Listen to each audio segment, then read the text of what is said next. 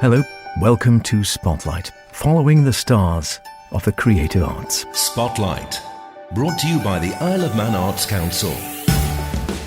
This evening, we're off to Lorient to hear about this year's festival Interceltique. A new Manx Bard has been crowned. We get their reaction and, of course, a first poem. And say hello and happy birthday, little people.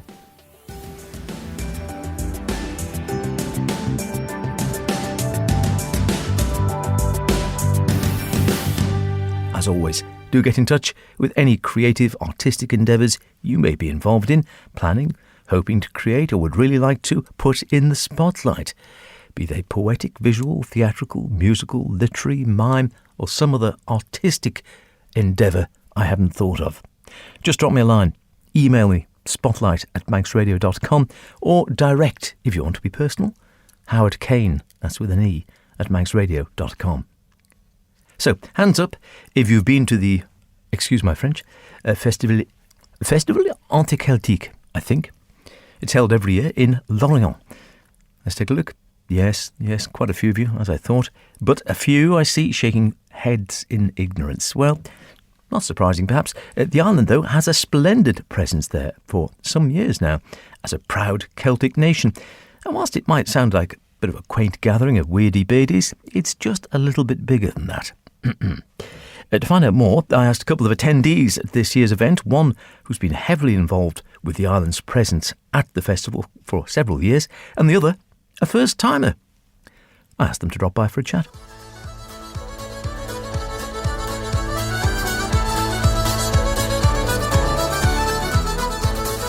I'm Sarah Hendy. I'm one of the delegates for the Isle of Man group who head out to the Lorient Interceltique Festival every year.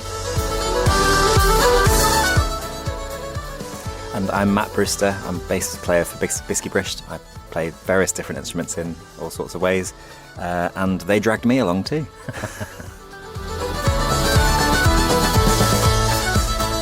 And you say drag along, so this is, I suppose we should just start briefly, Sarah, with Lorient. I think people might have heard of it on the Isle of Man. I'd heard of it. The one thing that gets me, and Matt and I were just chatting beforehand, is I don't think a lot of people realise how massive this festival is. It really is. This year, we're not sure of the exact numbers, but the more recent figures that we had from previous festivals were around 850,000. So it's possible there are more.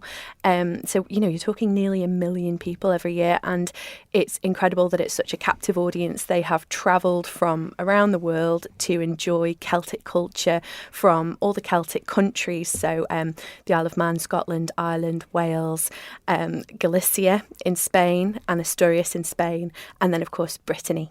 And we also have representatives from the Celtic diaspora. So people are able to enjoy Celtic culture and heritage from all around the world, including New Zealand, Canada. It's a real sort of melting pot of Celtic culture, and we're really fortunate to be treated as an equal next to Wales and Ireland and Scotland and others. So putting it into context, it makes the sort of TT sound like a small barbecue, really, doesn't it? Really does. It really does. And trying to explain to people how it feels when every single day you have this constant carnival of people. If you think about, say, the beer tent or the beer garden or something through TT and how packed it can be in that tent when you're queuing to get a beer, that is what it can be like all over the festival. It's only a small city, and that's a lot of people to fit into a small space. It's such a unique opportunity to share our culture, our heritage, our traditions, our language, our dance, our music with people from all over the world. So this a first for you then, was it, Matt, coming along? It was. I knew nothing about the Lorient Festival until it was mentioned to me originally, and they said, would you like to come along? And I will never turn down a good music festival. And I was absolutely blown away. I don't have a history of being into trad music, but I am totally into it now after that. It was incredible. It was such a huge event. People everywhere, so friendly. And like Sarah says, it's you walk down a street and every 10 metres there's a new band to listen to. It's absolutely incredible. How did you first get involved, Sarah? I started as the artistic coordinator about 5 years ago. I started helping with the art exhibition, which takes place as a fringe event. And when my friend Grania took on the mantle from Ailey, she and her sister, Grania and I became co-delegates. There's quite a lot of admin, and we both have full-time jobs. And so it was much more straightforward to share the role. So we mix everything up. There's no real sort of structure to it, but it's great to have that backup, that accountability, and when things inevitably go wrong somewhere along the line, lost luggage, you name it, we're kind of holiday reps, mothers, tour operators, interpreters, you name it. It's great to be able to share that role because it's quite a big undertaking. And how's the Isle of Man view? Because you hinted there, we're a bit of a tiddler really in a very large pond here with a lot of much bigger Celtic nations. Are we sort of recognised? Are we seen? Are we sort of heard? Yeah, we are counted as one of the 7 Celtic nations, and people are really fascinated by our culture, our heritage, the traditions we bring with us. Our dance style is different to anywhere else. Our language, even though our form of Gaelic is close to Irish or Scottish, it's got that relationship, it's a language of its own. And so people do have that fascination, particularly because we're so small, I think. And when we were able to run an independent pavilion, we shared a space with Cornwall, but being the 2 smallest nations, we were really able to stand our own. And there was, things have changed a bit this year. Peter Young, who's helped us for so many years to run that pavilion, he wasn't able to undertake that this year. So we shared what became the Gaelic Pavilion with Scotland and Ireland, and Cornwall went off to join Wales. And it was a really lovely fit. One of the things that people love most about the Manx presence at the festival is the Manx Pavilion, with the Queenies, with the beers, gin. When Fanaudry came and joined us, we really made a mark for ourselves. And of course, when there's change, there's always a risk you're going to lose something. But it really strengthened it, and we shared events. I mean, one of the girls in our group, Becky Collings, we were planning to have a party on the Saturday night, and she said, wouldn't it be lovely if we all dressed in rainbow clothes because we're going to be missing Pride on the Isle of Man? Mentioned that to the pavilion manager, Ronan, who's amazing, and all of a sudden it turned into this huge event where Ireland were getting involved. A pipe band came and crashed Bisky Brist's set, where everyone was dressed in rainbows. They had flags. They came and crashed the set, and everyone was able to enjoy this. It was about 30 people, maybe more, strong pipe band celebrating Pride with us. We had drag queens from Lorient, queer Lorient, the association in Lorient were there in full force, and there were people coming up to us at the end of it. Some in tears, saying, the festival hasn't celebrated Pride in this way before. And so the Gaelic Pavilion, where we were based, we started it off, and it's lovely because it's going to become an annual tradition now. So it's really we have made our mark in so very many ways. So how was this, having the set crashed then? Was this unexpected by the sound of it? It wasn't totally unexpected because we had a bit of warning. Did you? We did. Well, we knew there was originally going to be a fancy dress something or other, and then there was the mention of rainbow, and then the fact that we were missing Pride. And we've played lots of Pride gigs in the past, and as a band, I think Bisky Bristol, we're really keen to create a safe space for our audience to enjoy, and from any walk of life. So it was we knew it was going to happen, but we didn't quite know to what extent, and it became just bigger and huge. It was an incredible thing that just evolved out of just this idea of a fancy dress party, really. But yeah, it was an amazing thing to see everyone coming together and just celebrating diversity in all its forms. It was a really nice thing to see. And how was your own music sort of received then? Did this go down well in this massive setting with an awful lot of different Celtic cultures coming together? Yeah, it seemed to go down very well, actually. We had some incredible crowds. They were very loud at times. We are a little bit of an unusual fit in some ways because we have kind of roots on the island. We do have Manx language in our songs, but we're not really a trad band as such. There's influences there, but so we are a bit of a kind of a different thing to see. But to see everyone picking that up and running with it and enjoying the songs, there were some of our songs that I've never seen a crowd react to them. We have a song called Let Me Go, which I didn't think was a particular crowd pleaser. The whole place was singing Let Me Go, and I'd never expected that to happen. So they really got into it. It was great. And I suppose that's one of the really lovely things about Bisky Brisht and Clash Fua, the two bands who we took with us as part of our delegation.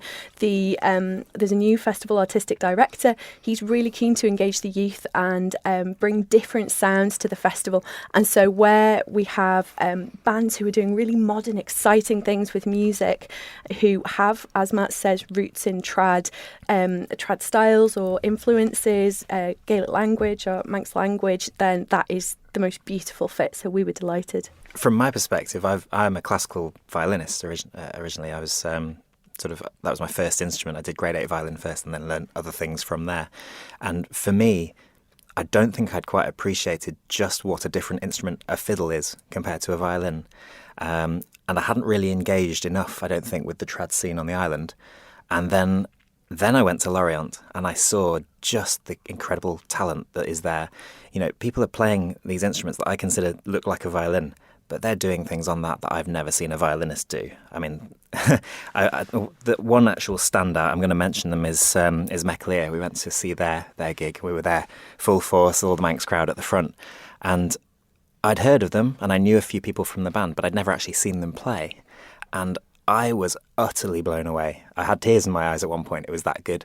Some of the things that Tom Collister was doing on his violin, I spoke to him afterwards and he says, "Oh, it's all very simple. Don't." No, it's not. It's incredible. He was making that violin sound like, I don't know. He was making it sound like a pipe band. He was making it sound like all sorts of different things. And the speed at which he was doing it, the level of practice and dedication that you need to get to that level is incredible. I think that kind of encapsulates what it means to be connected to your culture and your heritage. Tom, the whole family play violins. Both of his sisters play the fiddle, and so it's clearly a tradition which is a big part of their family. That's what the Celtic identity is all about. It's about the roots of where you live, the roots of where you're from, the roots of where your family lived. You'd hope that everyone from different cultures around the world would embrace their heritage in the same way. And I think the beauty of the Celtic culture is that we share so much. There is so much that is similar. Of course, our differences are always celebrated, but there's so much to learn from each other, so much to be inspired by.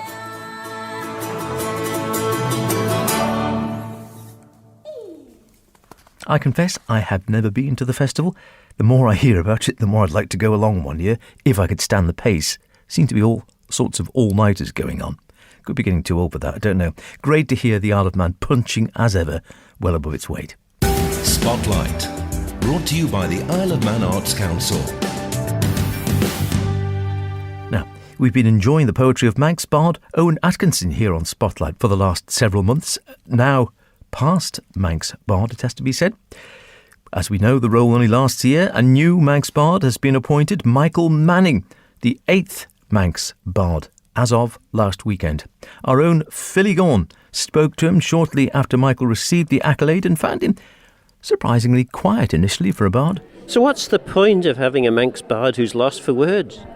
Well, indeed, it was an astonishing decision and a great surprise, but a huge honour and I'm sure a privilege, and I'm excited to see what the year will bring.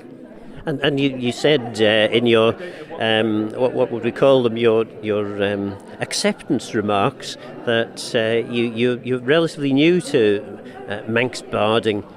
Yes, I mean, poetry's been something that I've been interested in and dabbled in over the years, but never shared it widely. Haven't been a huge participant in the thriving art scene over here, and so feel like a bit of an outsider in that sense. And so, which makes me even more surprised to suddenly occupying this position, but excited to see what opportunities that will bring and see what happens with it. And what do you plan to do over the course of the next 12 months? Because every Manx Bard has their own specific or particular ambition for the year. Yes, yeah. I'm particularly interested in exploring sort of the island's kind of marginal place, really, and marginal voices within the island. I've spent a lot of my time with people who society often sees as on the margins, and their stories and their experiences have deeply shaped my poetry as much as else. And so I would love to explore that a bit more. But I also think that we live in a time of uncertainty and crises and change, and I think poetry is a great sustenance and a great resource for us to bring to that. And so I would love to see some reflection on our sort of socio-political realities as well. And in terms of this, the whole competition, is it a competition? The selection. You had 3 poems that you had to enter. Yes, that's right. So there were 3 poems. Well, we could enter up to 3, and I did enter 3, along with a proposal, and then we spent time with the judging panel, exploring some of that, and then sharing one of the poems. Yeah. And actually, you've done my link for me. Would you be willing to share one of your poems with us now? Yes, I can do. Yeah. Okay. I'd be more than happy to do that. This is called 010. 010. Got to please the money men. Investments now and once again. Bring your dollar, sterling, yen. 010. We promised freedom to flourish in a fair land, but no place in our plans for the net takers. Proud of the way we are thrown to still stand, but only a welcome for the bright new wealth makers. 010. Got to please the money men. Investments now and once again. Bring your dollar, sterling, yen. 010. A gem of God's earth, we said, 'neath Manannan's dark cloak. But there's no wind or solar on the strong flanks of Barul. Keep burning the fossil fuels, incineration and smoke. The return on renewables just fit for a fool. 010. Got to please the money men. Investments now and once again. Bring your dollar, sterling, yen. 010. Get you up to the high plains, the very plains of heaven. Sit with the intimate immensity. Bid silence. The sky, the hills, the rains, the old stone keels, crying yet a threnody over too many shrunken hearts, whispering of a liberation into radiant generosity, to catch a joyous melody, the parts of luminosity, caught with wind and seabird's wing into a fierce, fine velocity. 010. It will end, we don't know when. We'll be a better people then. A way of justice I will ken. Not 010. Congrats to Michael. We look forward to hearing more of his poetry here on Spotlight over the coming months. Happy birthday to you. Happy birthday to you. Happy birthday. Whose birthday is it? And what are they doing to celebrate? Why, these two miscreants. My name's Michelle James and we are from Hello Little People. My name's Chloe and I'm the other half of Hello Little People. So we are heading to Milntown Estate for a very exciting big birthday adventure. Happy birthday! Which essentially is a theatrical experience, an interactive adventure with us Hello Little People that includes loads of stories, games, quests, clues. And I think there's a guy called Snotterpot Jimmy on the loose at Milntown. Sounds unpleasant. Is that you? Well, I can't for a second say who it's going to be, but I think we might have to have a little battle with Snotterpot Jimmy in order to retain our party bags for the big birthday bash. So this is an immersive, it's obviously aimed at kids, but sort of the whole family get involved, do they? Yeah, absolutely. Everybody's welcome. I mean, Milntown Estate is absolutely gorgeous. So going around with the children, with the family, it's really, really enjoyable experience to be able to immerse ourselves in the gardens and, just really, really take it all in. Yeah, it's a 45-minute kind of really enjoyable time where you can connect with nature, where you can connect with your children, where you can just all have a real good laugh and a smile and explore.